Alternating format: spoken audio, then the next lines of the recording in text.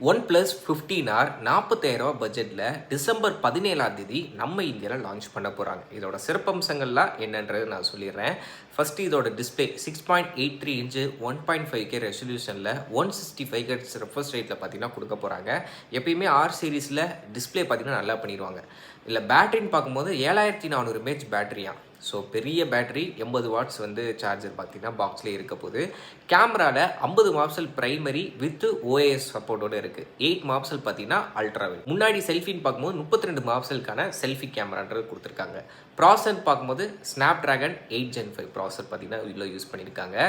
So R சீரிஸை பொறுத்த வரைக்கும் performance display ரெண்டுமே பார்த்தீங்கன்னா நல்லாயிருக்கும். பேட்டரியும் பார்த்தீங்கன்னா இப்போ நல்லாவே பண்ணியிருக்காங்க. கேமராவில் மட்டும்தான் கொஞ்சம் அடிவாங்க. அதாவது பிரைமரி லென்ஸை தவிர செல்ஃபியும் சொல்லிக்கிற மாதிரி இருக்காது, அல்ட்ராவிலும் சொல்லிக்கிற மாதிரி இருக்காது, டெலிஃபோட்டோ லென்ஸே பார்த்தீங்கன்னா இல்லை.